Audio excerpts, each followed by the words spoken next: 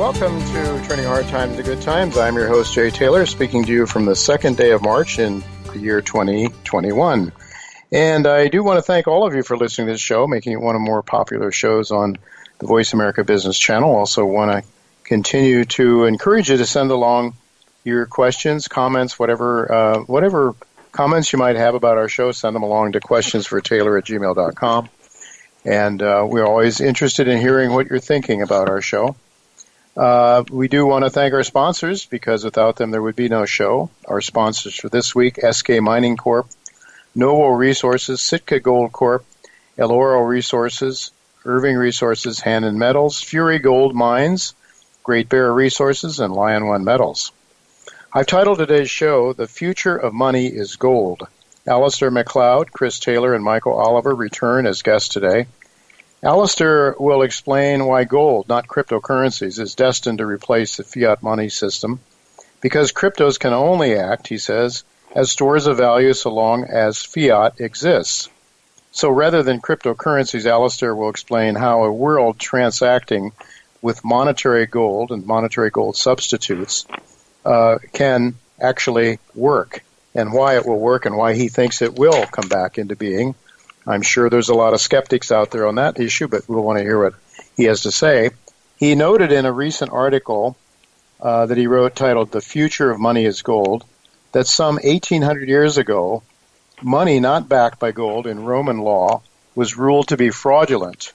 He believes that a return to moral money will be reinstated in America for the first time since Nixon instituted legalized counterfeit money in 1971.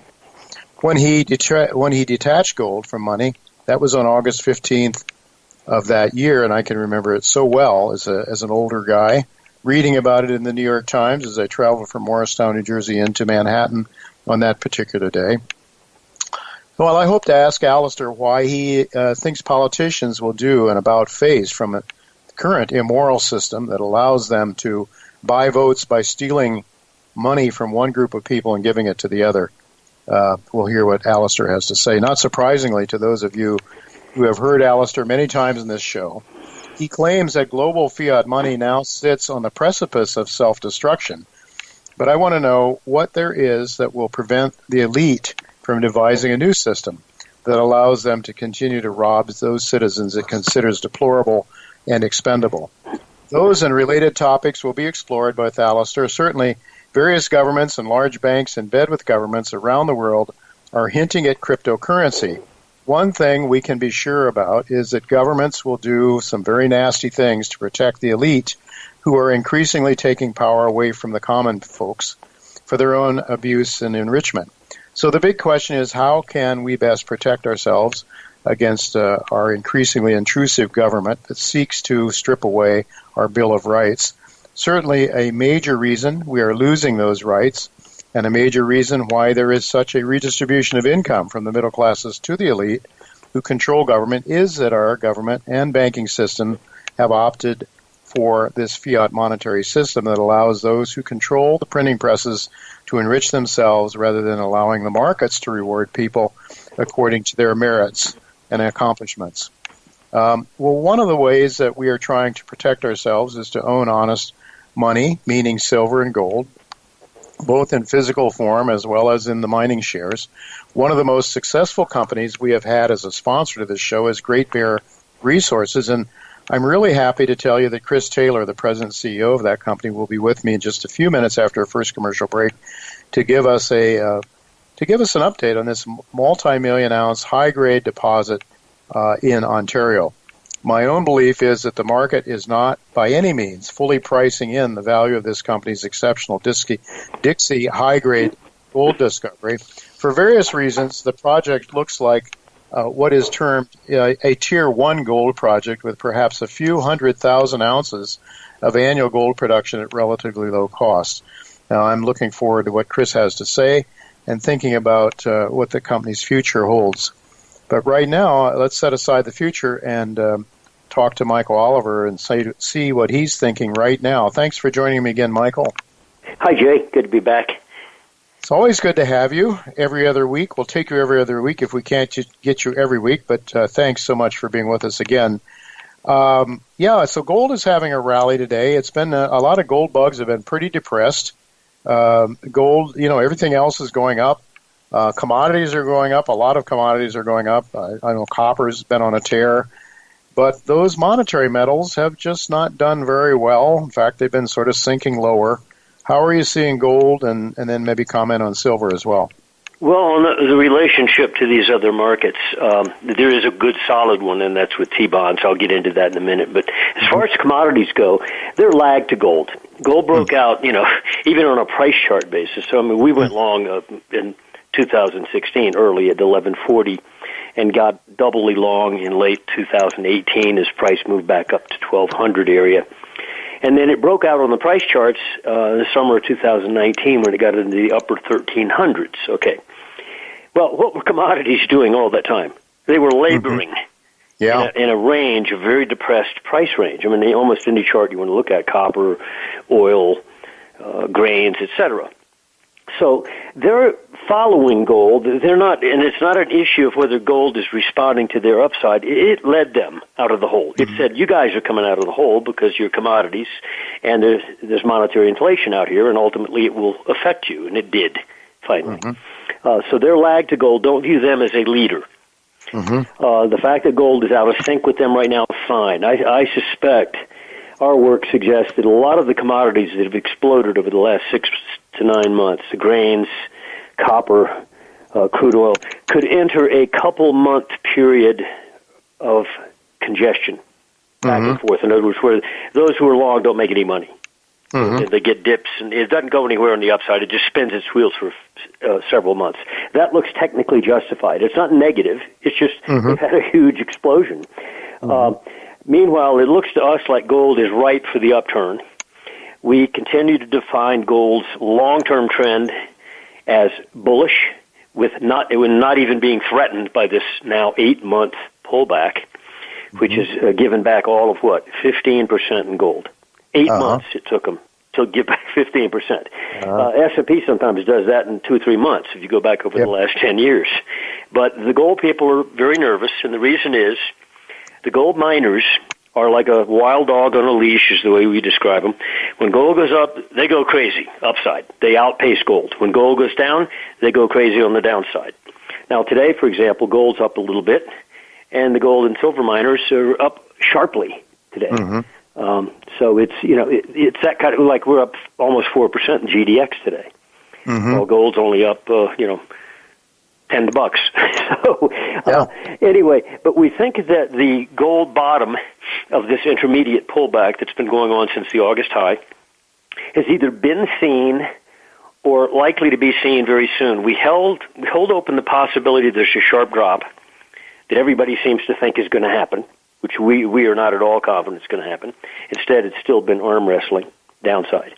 But watch the T-bonds, because if you want to find a market that's pretty correlated well to gold, especially over the last, let's say, year, the T-bonds peaked basically in price, low in yields, back in the summer. That's when gold peaked.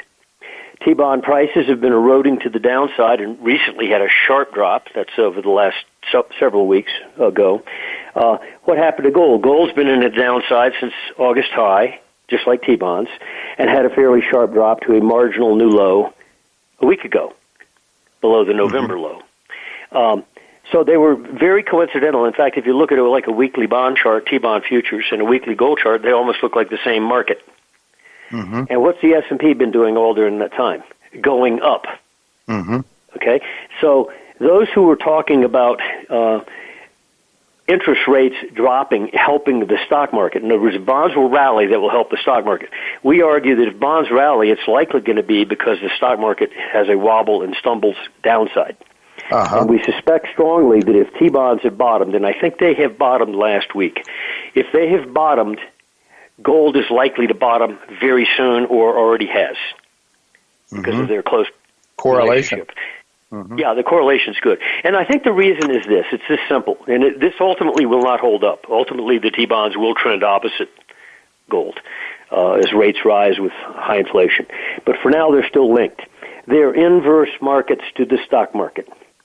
Big asset managers want to place money in a safe place when the stock market wobbles. And a lot of the bigger ones are very cognizant right now of the inflation horizon. Mm-hmm. The stock market wobbles, they're going to shove money into T-bonds and gold. Mm-hmm.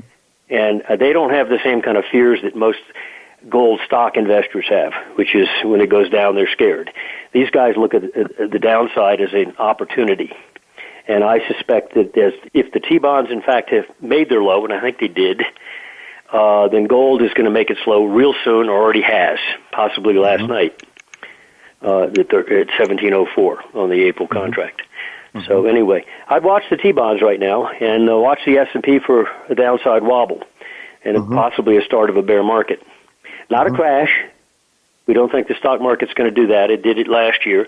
If the market tops, if the S&P tops now with all the great news out there of the end of the crisis and so forth, watch for a downturn in the stock market, and watch, therefore, for an inverse move in the T-bonds and gold. Mm-hmm.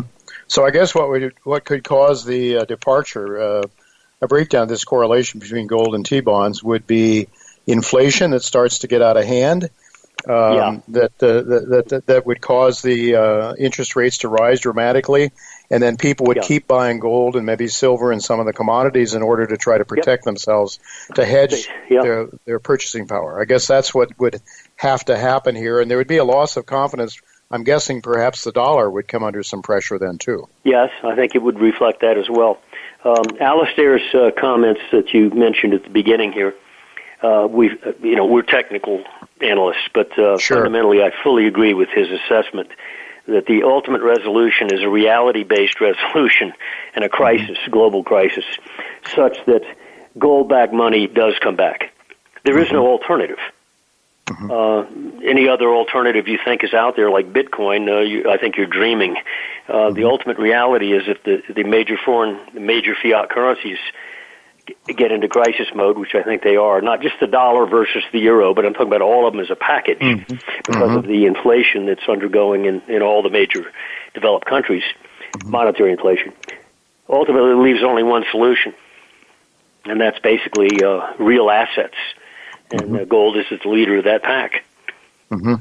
Well, exactly. And, we need both the technical expertise that you bring, Michael, because that allows us to, in real time, more closer to the action to know how we should be trading, where we should have our money at any given time. And as you point out, there will come a time here when there is a departure between that correlation between gold and T-bonds.